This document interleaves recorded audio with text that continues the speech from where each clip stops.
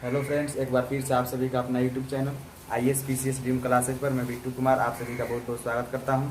तो चलिए दोस्तों, पिछले के क्लासेज में बायोलॉजी में हम लोग कोशिका सेल चैप्टर में कोशिका की संरचना को आसान बनाने के लिए उसको 3 भागों में बांटे थे, जिसमें पहला कोशिका झिल्ली और उसमें ही कोशिका भित्ति को देखे थे, और दूसरा कोशिका द्रव्य और तीसरा केंद्रक 3 भागों में बांटा गया था, जिसमें एक पार्ट को हम लोग देख लिए हैं कोशिका झिल्ली, और आज हम लोग दूसरा भाग उसी का स्टार्ट करेंगे, कोशिका द्रव्य। कोशिका द्रव्य स्टार्ट करने से पहले साइटोप्लाज्म इसका इंग्लिश वर्ड है, इसको कोशिका द्रव्य को समझना काफ़ी आवश्यक है। तो कोशिका द्रव्य किसको कहेंगे?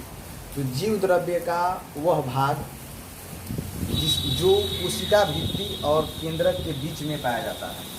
कोशिका भित्ति, अगर जो भी दोस्त अगर पिछले के क्लासेस देखे हैं तो कोशिका भित्ति को समझ रहे होंगे, और जो भी दोस्त नहीं देखे हैं तो प्लीज़ हमारे चैनल पर जाकर देख सकते हैं। तो कोशिका भित्ति और केंद्रक, इसके बाद वाले पार्ट में हम केंद्रक को देखेंगे, के बीच में कोशिका भित्ति और केंद्रक के बीच में पाया जाता है कौन? कोशिका द्रव्य, साइटोप्लाज्म। मानव शरीर में या किसी भी प्राणी में अगर कोई पूछेगा कि कोशिका द्रव्य कहाँ रहता है, तो कोशिका भित्ति और केंद्रक के बीच में ये कोशिका द्रव्य पाया जाता है। इसमें कुछ अकार्बनिक और कार्बनिक तत्व भी उपलब्ध होते हैं, जैसे अकार्बनिक में खनिज, लवण तथा जल। ठीक है, अकार्बनिक पदार्थ के अंतर्गत ये आते हैं, ये कोशिका द्रव्य में शामिल हैं। और कार्बनिक पदार्थ में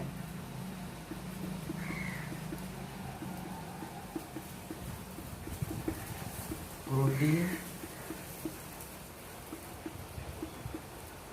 वसा, कार्बोहाइड्रेट इत्यादि पाया जाता है।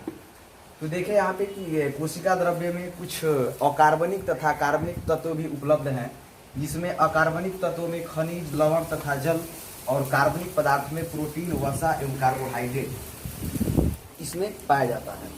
इसके अलावा भी अगर कोशिका द्रव्य की पहचान की बात की जाए कि हम कोशिका द्रव्य को कैसे पहचानेंगे, सूक्ष्मदर्शी में अगर देखते हैं या किसी भी इलेक्ट्रॉन के माध्यम से अगर आप उसको देखेंगे तो कैसे उसको पहचानेंगे?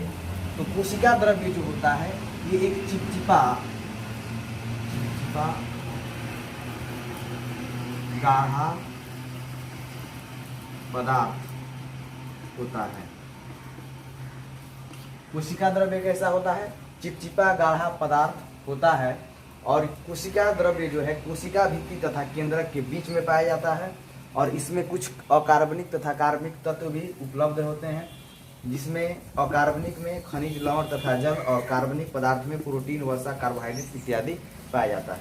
इसके अलावा कोशिका द्रव्य के रचना में कुछ महत्वपूर्ण रचनाएं शामिल है, उसको यहाँ पे लिखेंगे।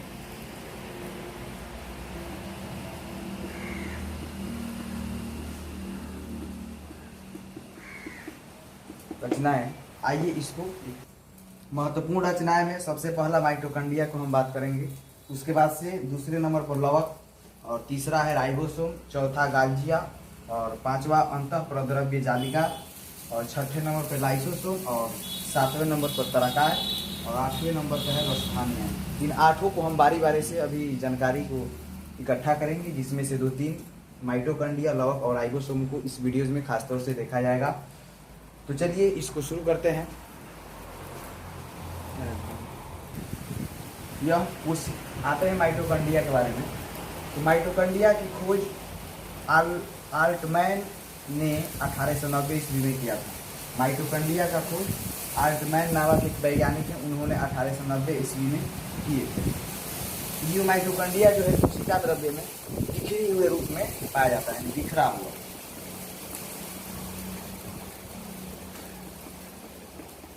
बिखरा हुआ रूप में कोशिका द्रव्य में ये पाया जाता है माइटोकॉन्ड्रिया।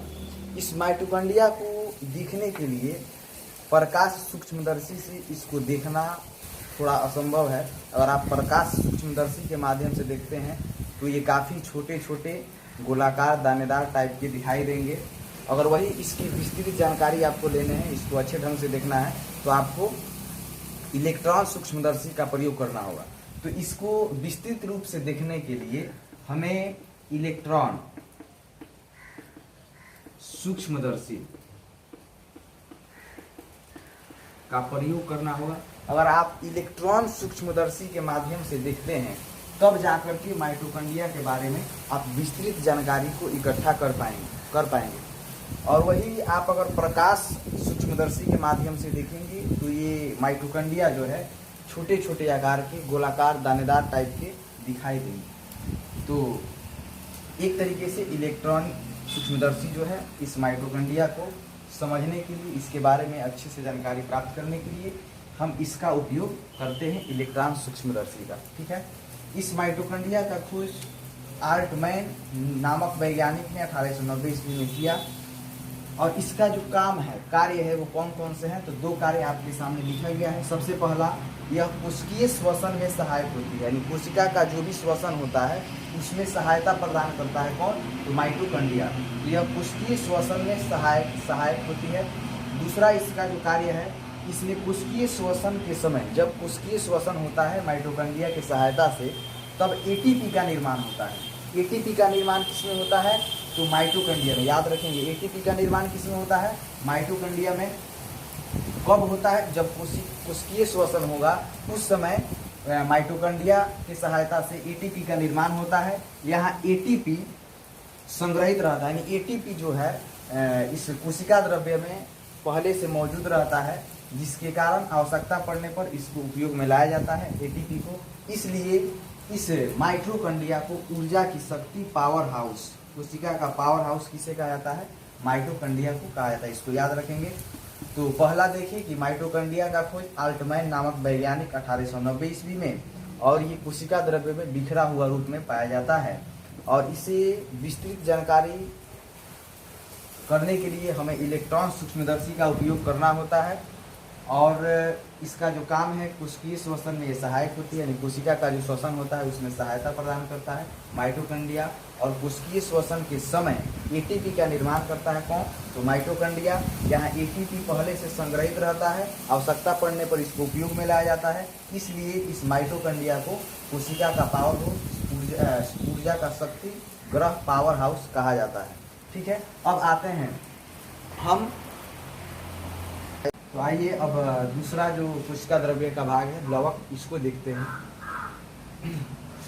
जैसे तो कुछ जीवाणु, शैवाल तथा कवक को छोड़ करके सभी पौधे में पाए जाते हैं। कुछ जीवाणु, शैवाल तथा कवक को छोड़कर, कुछ ही, सभी नहीं, कुछ जीवाणु, शैवाल तथा कवक को छोड़ करके सभी पौधे में पाए जाते हैं लवक।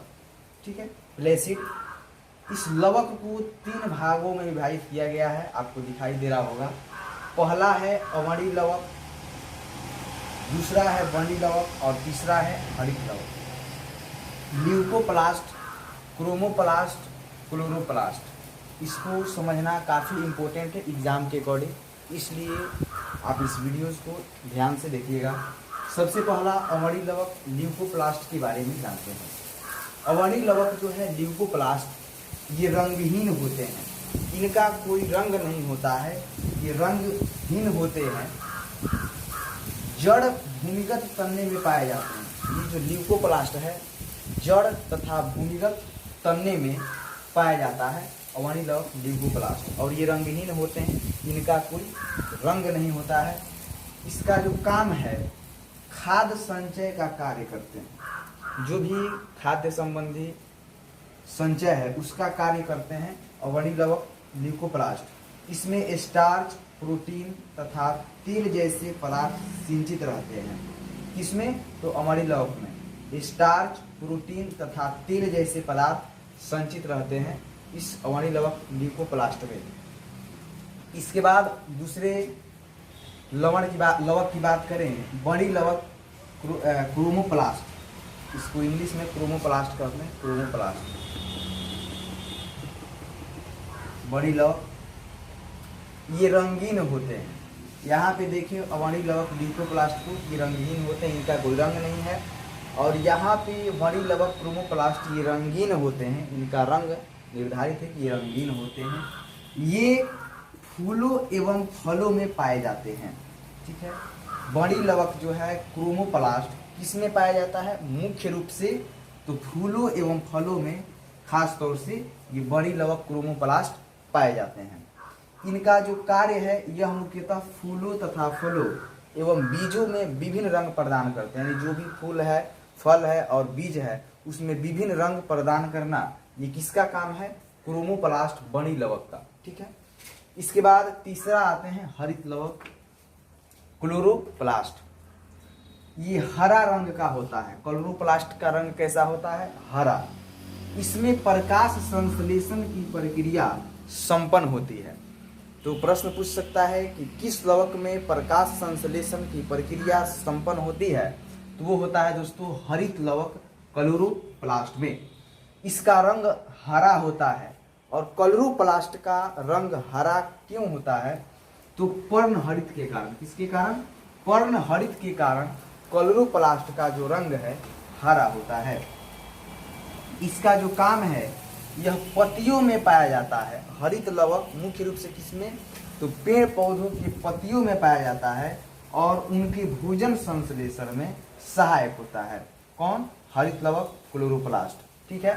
तो इस तरीके से आप लवक को देखिए कि कुछ ही जीवाणु, शैवाल तथा कवक को छोड़ करके, कुछ ही जीवाणु, शैवाल तथा कवक को छोड़ दें तो बाकी जितने भी पौधे हैं उसमें लवक पाए जाते हैं।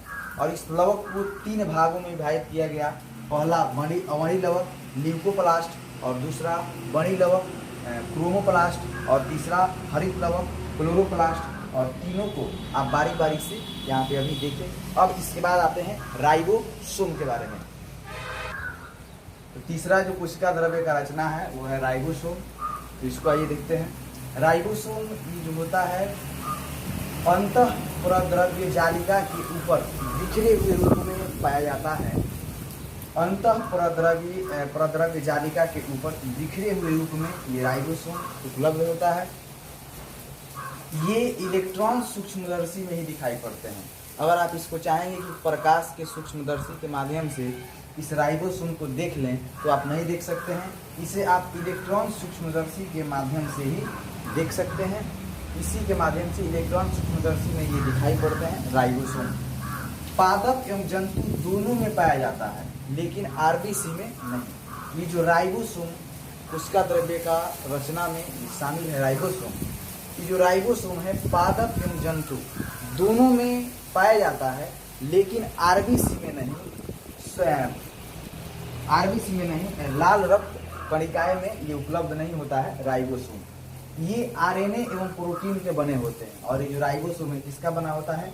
आरएनए एवं प्रोटीन का। याद रखेंगे, राइबोसोम आरएनए एवं प्रोटीन के बने होते हैं।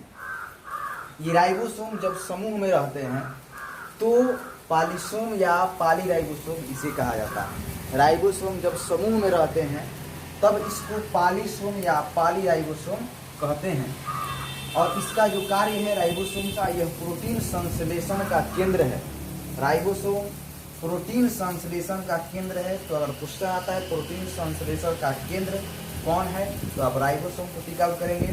तो प्रोटीन संश्लेषण का केंद्र है, इसलिए इसे प्रोटीन फैक्ट्री भी कहा जाता है। तो प्रोटीन फैक्ट्री किसे कहा जाता है ये भी सवाल बनता है। तो प्रोटीन फैक्ट्री है दोस्तों, हम राइबोसोम को बोलेंगे। प्रोटीन फैक्ट्री किसके कहेंगे तो राइबोसोम। और ये प्रोटीन संश्लेषण का केंद्र भी है राइबोसोम। तो आज के लिए इतना ही, फिर मिलेंगे हम अगले वीडियोज़ में। और तब तक के लिए बहुत बहुत धन्यवाद। और जो भी दोस्त हमारे चैनल को सब्सक्राइब नहीं किए हैं तो प्लीज़ हमारे चैनल को सब्सक्राइब करें। और वीडियो अच्छी लगे तो एक बार लाइक ज़रूर करिएगा। तो चलिए फिर मिलते हैं अगले क्लासेज में। तब तक के लिए बहुत बहुत धन्यवाद। Thank you.